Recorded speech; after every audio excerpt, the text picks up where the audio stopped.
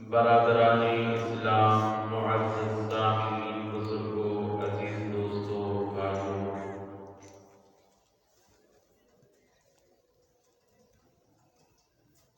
مبارک مہینہ، رحمتوں والا مہینہ آ رہا ہے۔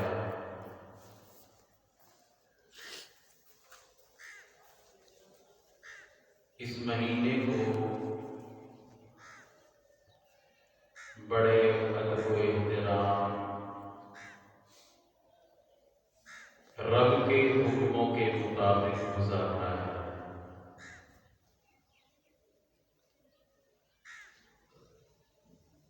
11 مہینے ہم نے اللہ کی مان کے نہیں گزارے۔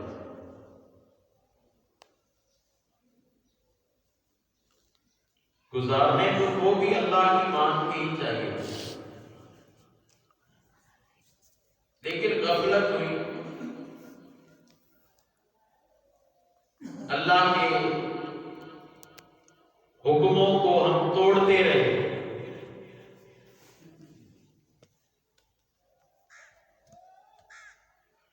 اس مہینے کو اگر رب کی مان کر گزارے گے، جس طرح رب چاہتا ہے ویسے اس مہینے میں کرتے رہے، تو یہ مہینہ 11 مہینوں کا کفارہ بن جائے گا۔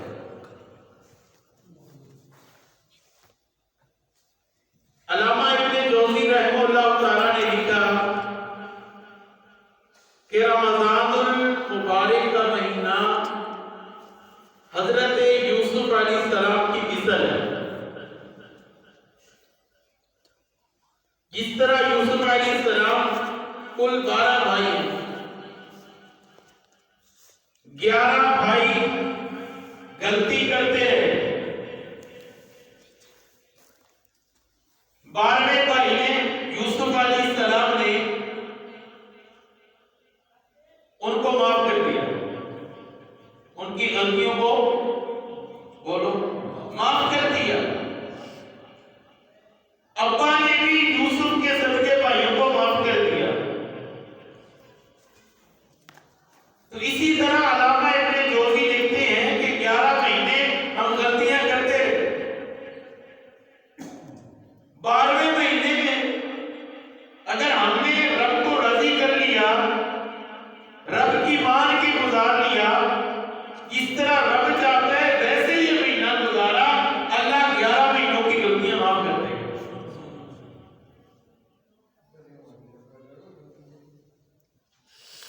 ہم معافی مانگنے والے تو بنے۔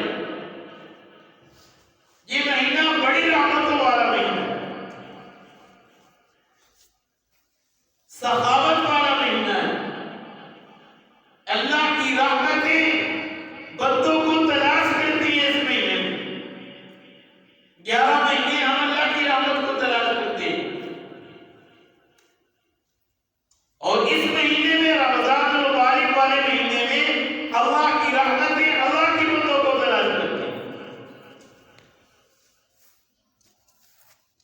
دیکھو یہ دریا ہے، کنواں ہے، سمندر ہے، کتنے سخی ہوتے ہیں یہ کنویں، یہ پانی والی نہریں ہر ایک کو پانی دیتی ہے نا۔ جو بھی پانی لینے جائے کسی کو روکتی تو نہیں کہ ہم نے پانی نہیں دینا، دیتی ہے۔ کوئی چھوٹا ہے، کوئی بڑا ہے، کوئی امیر ہے، کوئی غریب ہے، سب کو پانی دے دیتی ہے۔ کنواں اس کے پاس جاؤ پانی لینے، دے دیتا ہے۔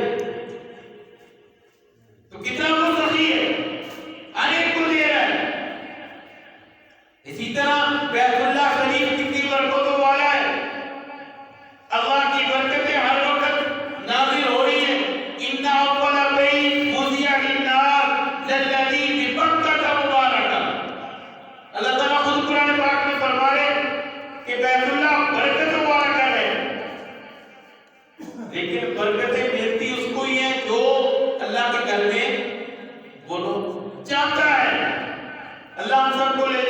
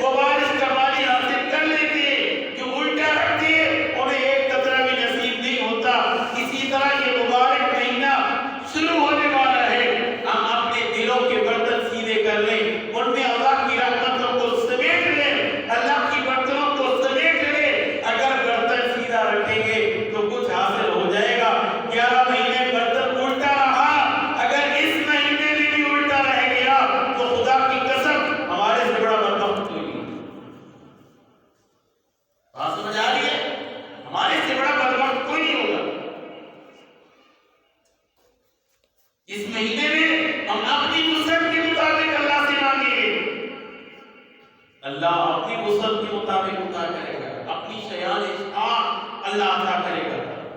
ہم مانگنے والے تو بنے. اللہ کی وسعت کتنی بڑی وسعت ہے, اللہ کی شان کتنی بڑی شان ہے, اللہ اپنی شان کے مطابق ادا کرے گا. حضرت یوسف علیہ السلام کے پاس جب قحط پڑا تو لوگ لینے کے لیے آئے غلہ, تو آپ نے ایک پیمانہ, ایک قانون مقرر کیا کہ جو آئے اس کو ایک اونٹ کی بقدر دینے غلہ. لوگ آتے کہ آپ دیتے کہ ایک نوجوان آیا, اس نے کہا کہ مجھے غلہ چاہیے. جو وزیر بیٹھے تھے انہوں نے ایک اونٹ کی بقدر غلہ دے دیا. کہا مجھے یہ تھوڑا ہے, مجھے اور چاہیے. کہا ہم نہیں دے سکتے, وہ سامنے محل ہے ہمارے بادشاہ کا, اس سے جا کر بات کرو. وہ نوجوان چلا گیا, کہا مجھے غلہ اور چاہیے. یوسف علیہ السلام نے حکم دے دیا ایک اونٹ کا غلہ اور دے دو. کہا مجھے اور چاہیے. کہا ایک اونٹ کا اور دے دو. کہا میرے لیے یہ بھی کام ہے, مجھے اور چاہیے. بات کو وجہ سنو. حضرت یوسف علیہ السلام فرمانے لگے تو کون ہے, کہاں سے آیا ہے کون, اپنا تعارف کروا. کتنا تڑی سے لے رہا ہے کہ مجھے اور چاہیے اور چاہیے, ہے تو کون. مفسرین نے لکھا ہے وہ شخص کہنے لگا بادشاہ سلامت اگر میں نے بتا دیا نا کہ میں کون ہوں, اگر میں نے بتا دیا کہ میں کون ہوں, میرا تعارف کیا ہے, تو آپ نے مجھے اپنے ساتھ بٹھا لینا ہے اور خزانے کی چابیاں میرے حوالے کر دینی ہے. اچھا پھر کرا تعارف تو کون ہے. وہ نوجوان بولا اور کہا بادشاہ سلامت یہ بتاؤ کبھی آپ پہ تہمت لگی. جی بالکل لگی. کس نے لگائی؟ زلیخا نے. تو بتاؤ جب تہمت لگی تو کسی نے آپ کے حق میں گواہی دی؟ جی دی. ایک بچہ تھا جو ایک عورت نے اٹھا رکھا تھا, اس محل میں داخل ہوئی, اس بچے نے میرے بارے میں گواہی دی, بولا اور بول کر کہا کہ یوسف سچا ہے, زلیخا جھوٹی ہے. تو وہ نوجوان نے کہا وہ بچہ بڑا ہو چکا ہے, جوان ہو چکا ہے, وہ بچہ آج آپ کے سامنے کھڑا ہے. وہ بچہ آپ کے سامنے کھڑا ہے. حضرت یوسف علیہ السلام آپ سے کھڑے ہوئے, اپنے تخت سے کھڑے ہوئے, اس کو ملے, سینے سے لگایا, اپنے ساتھ بٹھایا اور تحفے تحائف دیے, تحفے تحائف دے کے روانہ کیا. بہت سارا غلہ بھی دیا. اللہ تعالیٰ نے جبریل امین کو بھیجا. جبریل ذرا جانا یوسف کے پاس اور جا کر پوچھ ہر بندے کو تو نے ایک اونٹ کی بقدر غلہ دیا, اس کو اتنا زیادہ غلہ بھی دے دیا, تحفے تحائف بھی دے دیے, کیوں دیا؟ جبریل امین نے حضرت یوسف علیہ السلام سے پوچھا یوسف اللہ پوچھ رہے اس کو اتنا کیوں دیا؟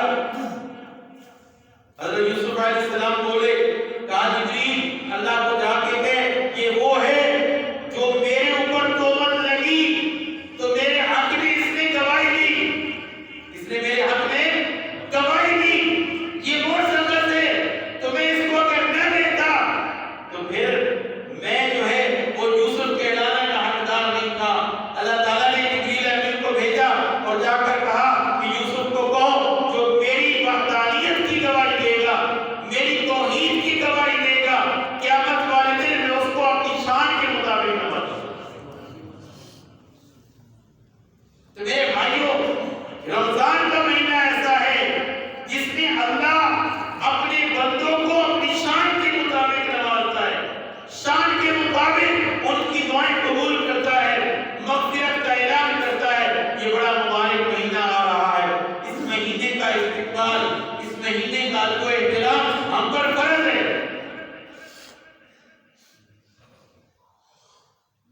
اللہ تبارک و تعالیٰ نے قرآن مجید میں اس مہینے کا ذکر فرمایا, باقی 11 مہینوں کا ذکر نہیں کیا. قرآن مجید میں اللہ تعالیٰ نے بہت ساری چیزوں کا ذکر فرمایا, لیکن نام کسی کا نہیں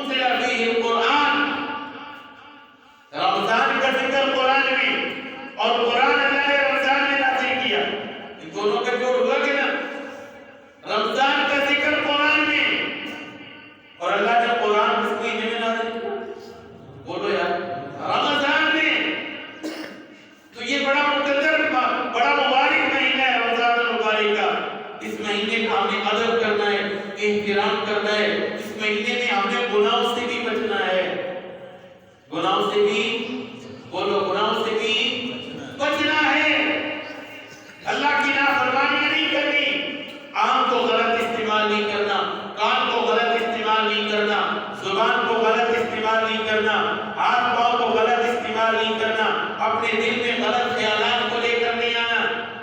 بہت سارے لوگ اس مبارک مہینے میں بھی گناہ کرتے ہیں، اس مبارک مہینے میں بھی زبان کو غلط استعمال کرتے ہیں، آنکھ کو غلط استعمال کرتے ہیں، کان کو غلط استعمال کر رہے ہوتے ہیں، ان کے ہاتھ پاؤں غلط چل رہے ہوتے ہیں۔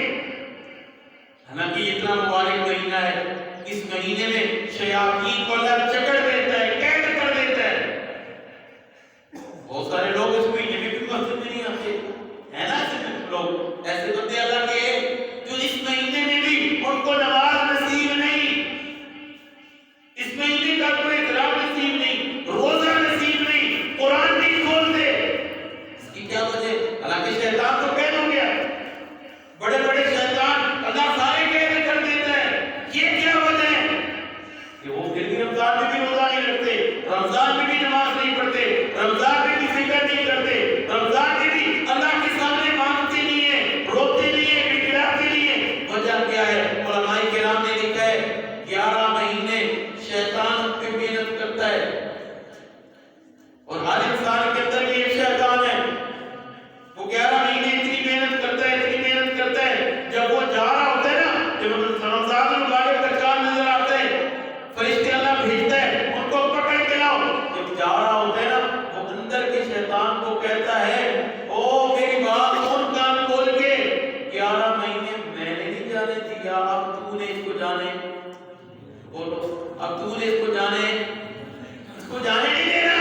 کہہ کے جاتا ہے اندر والے شیطان کو کہ 11 مہینے میں نے اس کو مسجد میں نہیں جانے دیا، میں نے اس کو قرآن نہیں کھولنے دیا، میں نے اس کو اللہ کے سامنے سجدہ نہیں کرنے دیا، اب کان کھول کے سن لے، تیری ڈیوٹی لگا کے جا رہا ہوں، اب 1 مہینہ تو نے اس کو جانے نہیں دینا، اس کو رب کے سامنے جھکنے نہیں دینا، مسجد میں نہیں جانے دینا، قرآن کی تلاوت نہیں کرنے دینا، اس کو اللہ کے سامنے دعا نہیں کرنے دینا۔ وہ اندر کا شیطان جاگ جاتا ہے، بعض لوگوں کے اوپر ایسا حملہ آور ہوتا ہے کہ ان کو آنے نہیں دیتا۔ ہم نے اندر کے شیطان کی بات زور سے بولو نہیں ماننی، اندر کے شیطان کو ہم نے دبانا ہے۔ وہ کہنا روزہ نہیں رکھنا، کہنا نہیں رکھنا ہے، روزہ رکھنا ہے، وہ کہے بھائی مسجد میں نہیں جانا، اس کو دباؤ، میں نے جانا ہے، میں نے اللہ کا حکم ماننا ہے، تیرا نہیں ماننا، یہ نفس کو ہمیں دبانا ہے۔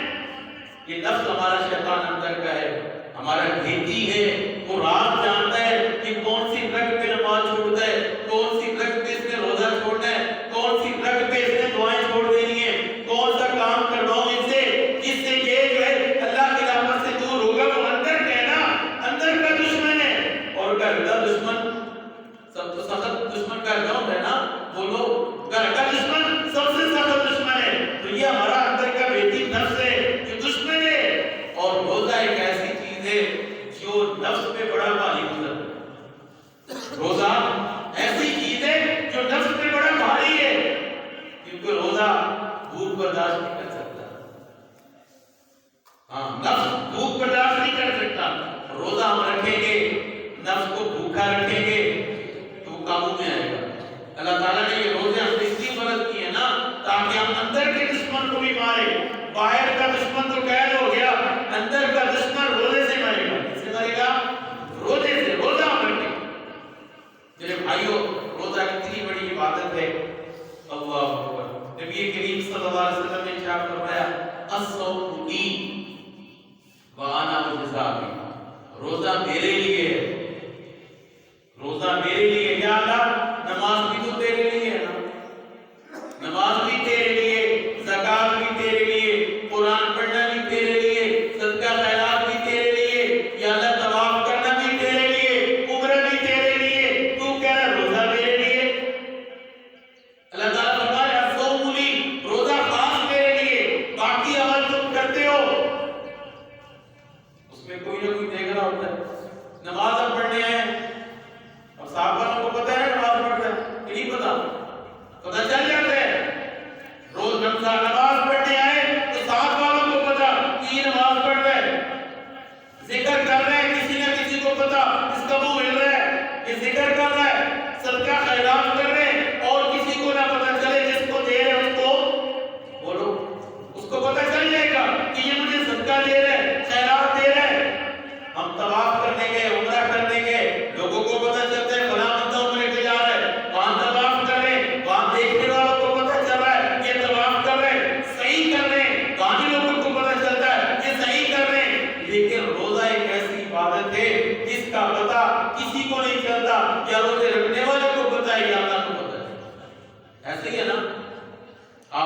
ماشاءاللہ رمضان شریف آ رہا ہے، آپ روزہ رکھیں گے، مجھے آپ کا نہیں پتا آپ میں سے کتنوں نے روزہ رکھا ہوا ہے، اور میرا آپ کو نہیں پتا روزہ رکھیں کہ نہیں پتا. یہ دل کا معاملہ ہے، اور دلوں کے راز کون جانتا ہے؟ اللہ جانتا ہے. دلوں کے راز اللہ جانتا ہے. یہ دل کا معاملہ ہے، اور دل کا حال اللہ کو پتا ہے. تو روزہ اللہ کے لیے، الصوم لی، فرمایا روزہ میرے لیے ہے، خاص میرے لیے.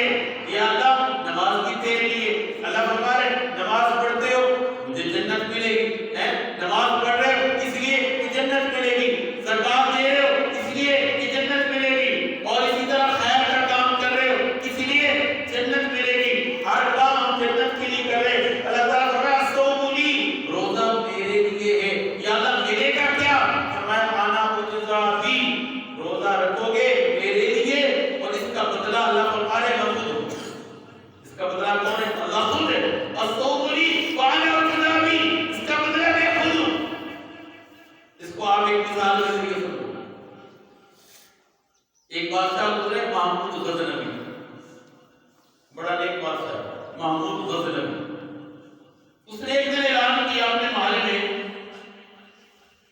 کہ جتنے وزیر مشیر بیٹھے ہو جس چیز پہ ہاتھ رکھ لو گے وہ چیز اس کی، جس چیز پہ ہاتھ رکھ لو گے وہ چیز اس. اب وزیر بھاگے، مشیر بھاگے، کسی نے سونے پہ ہاتھ رکھا، کسی نے چاندی پہ، کسی نے پیسوں پہ، کسی نے اشرفی پہ، کسی نے پلاٹوں پہ، کسی نے کس چیز پہ ہاتھ رکھ لیا. اب اس بادشاہ کا یہ غلام تھا جس کا نام تھا ایاز، بڑا سمجھدار تھا، اللہ کا نیک بندہ بھی تھا. اب وہ کھڑا ہے، بادشاہ نے کہا محمود غزنوی نے بھائی تو بھی کسی پہ ہاتھ رکھ لے. سب نے اپنے اپنے زیوروں پہ، اپنے اپنے پیسوں پہ، پلاٹوں پہ، پراپرٹی پہ ہاتھ رکھ لیا. تو بھی کسی پہ رکھ لے تجھے بھی مل جائے گا. وہ بڑا، اس نے آ کے محمود غزنوی کے سر پہ ہاتھ رکھ لیا. محمود غزنوی کے سر پہ ہاتھ رکھ لیا. اس نے کہا بھائی میرے اوپر ہاتھ کیوں رکھا؟ تیرے اوپر ہاتھ اس لیے رکھا، تو نے کہا جس پہ جو ہاتھ رکھے گا وہ اس کا. میں نے تیرے سر پہ ہاتھ رکھا، تو میرا، جب تو میرا تو ساری بات صحیح. تو بولو یار ساری بات صحیح میری. میں نے تیرے سر پہ ہاتھ رکھا، تو میرا ہو گیا، تو جو کچھ تیرا وہ میرا. تو اللہ فرما رہے الصوم لی وانا اجزا بی، جو روزہ رکھے گا وہ میرے لیے رکھے گا، جو میرے لیے رکھے گا اس کا میں ہو جاؤں گا، اور جس کا میں ہو گیا ساری خدائی اس کی، جنت بھی اس کی، ساری خدائی اس کی. تو یہ اللہ تعالیٰ فرما رہے الصوم لی وانا اجزا بی، روزہ میرے لیے ہے اور اس کی جزا میں خود ہوں، اور جب میں اس کی جزا ہوں میں اپنی شان کے مطابق اس کو عطا کروں. کتنا بڑا اجر ہے روزہ رکھنے کا.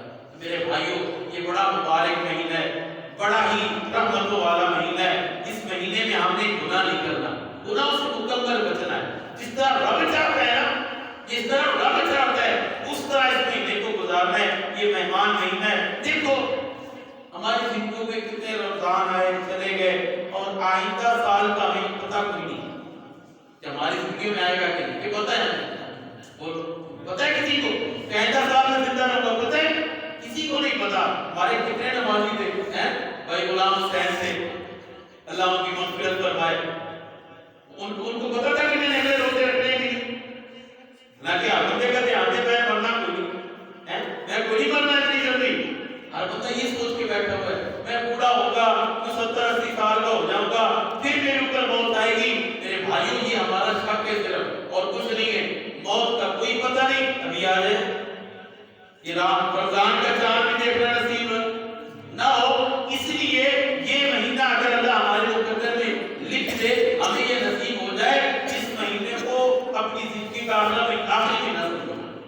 اس مہینے کو اپنی زندگی کا، بولو آخری مہینہ سمجھ لو کہ ہماری زندگی کا یہ آخری رمضان ہے. اگر اللہ آئندہ زندگی دے گا تو آئیں گے نا. اگر موت آ گئی تو میں نے اس مہینے کو ایسے گزارنا ہے، ایسے گزارنا ہے جس طرح میرا رب چاہتا ہے. مکمل معافی مانگ لینی ہے، اپنے گناہوں کی بخشش کروا لینی ہے. کوئی نماز نہیں چھوڑنی، کوئی تسبیح نہیں چھوڑنی، کوئی دنیا کی بات نہیں کرنی. حضور علیہ السلام نے فرمایا رمضان مبارک کے مہینے میں کوئی تمہارے ساتھ جھگڑا بھی کرنا چاہے نا تو آگے سے کیا کہو؟ بھائی میرا روزہ ہے. میرا کیا ہے؟ بولو میرا روزہ ہے بھائی میرا روزہ ہے، میں فضول بات نہیں کروں گا، میں کوئی فضول بات کرنی ہی نہیں ہے، یہ کہہ دو میرا روزہ ہے، یعنی اس طرح رمضان گزارو کہ کوئی دنیا کی بات بھی زبان سے نہ نکلے، بے مقصد بات بھی زبان سے نہ نکلے، جب بھی نکلے یا قرآن کی تلاوت نکلے یا اللہ اللہ زبان سے نکلے، استغفر اللہ زبان سے نکلے، اللہ کی تسبیح اور تحمید کرتے ہوئے زبان سے نکلے، اس طرح ہم جو ہے رمضان مبارک گزارے کہ گویا کہ ہماری زندگی کا یہ آخری مہینہ ہے، آخری ہماری زندگی کا آخری رمضان ہے، ہم نے اللہ کو راضی کر ہی لینا ہے، ہم نے اللہ کو راضی کر ہی لینا ہے، اس طرح ہم رمضان مبارک گزارے، امید ہے جب اس طرح رمضان گزرے گا تو اللہ بھی راضی ہو جائے گا اور ہماری مغفرت کا اعلان بھی ہو جائے گا۔ بہت سارے لوگ دا لگا لیتے ہیں بھائی میری تکلیف ہے، مجھے میں نے روزہ نہیں رکھنا، اب تو روزے بھی سردیوں کے آگے ہیں، بہت سارے لوگ پورا 11 مہینے بیمار نہیں ہوتے، جب رمضان کا مہینہ آتا ہے اس مہینے میں تکلیف ہوتی ہے، جی میرا معدہ خراب ہے میں روزہ نہیں رکھتا۔ اللہ کے بندے یہ مہینہ تو بیماروں کو بھی شفا دے دیتا ہے، اس مہینے میں بیمار بھی ٹھیک ہو جاتے ہیں، جن کو معدے کا پرابلم ہے نا، زیادہ کھانے سے معدے کو تکلیف ہوتی ہے نا، جب رمضان میں کم کھائیں گے تو معدہ بولو ٹھیک ہو جائے گا۔ جن کو شوگر کی بیماری ہے وہ چینی کم کھائیں گے، کھانا پینا کم، ان کی شوگر بھی ٹھیک۔ جن کو بلڈ کا مسئلہ ہے کھانا پینا کم، بلڈ بھی ٹھیک۔ بہت سارے مریض اس مہینے میں بالکل ٹھیک ہو جاتے ہیں، یہ مہینہ تو بیماروں کو ٹھیک کر دیتا ہے اور ہم بہانے بنا رہے ہوتے ہیں میرے معدے میں تکلیف ہے، مجھے یہ مسئلہ ہے، یہ مسئلہ۔ میرے بھائیوں یہ مسئلے رمضان میں پیدا نہ کیا کرے، رمضان میں اللہ سے شفا مانگا کرے، یا اللہ توفیق دے مجھے میں رمضان اس طرح گزاروں جس طرح تو چاہتا ہے۔ اللہ سے مانگے، اللہ انشاءاللہ توفیق دے گا، صحت بھی دے گا۔ یہ دیکھو کتنے بزرگ بوڑھے بوڑھے بیٹھے اور رمضان میں روزہ نہیں چھوڑتے، ہم ہٹے کٹے جوان ہو کے روزہ چھوڑ رہے ہوتے ہیں، سگریٹ کی طلب میں روزہ چھوڑ رہے ہیں، میں سے سگریٹ نہیں چھوڑتی، سگریٹ نہیں چھوڑتے روزہ چھوڑ دیتے ہیں۔ تو میرے بھائیوں یہ ساری نفس کی خواہشات جو اندر کا شیطان ہے نا، وہ ان چیزوں پہ لے کے آتے ہیں اور بندے کو لگاتے ہیں کہ سارا دن کیسے بھوک کرے گا، اس کی اپنی بھوک مرتی نہیں ہے، بندے کو بھاگتا ہے روزہ نہ رکھنا۔ تو میرے بھائیوں ابھی سے ارادہ کریں ہم کوئی روزہ چھوڑیں گے، زور سے کہو کوئی روزہ نہیں چھوڑیں گے۔ تلاوت بھی روزانہ، بولو بولو تلاوت بھی روزانہ، جو قرآن نہیں پڑھے ہوئے وہ بھی قرآن کھول کے اس کو کھول کے اوپر انگلی پھیر کے بسم اللہ پڑھتے رہے، انشاءاللہ اللہ پورا قرآن پڑھنے کا ثواب دے گا، وہ بھی قرآن کھولیں گے۔ فضول بات بھی بولو بولو نہیں کریں گے، جو رب چاہے گا وہ کریں گے۔ اور اسی طرح ہم جو اس رمضان مبارک مہینے میں اپنے گناہوں کے معافی بھی مانگیں گے۔ اللہ تبارک و تعالیٰ ہم سب کو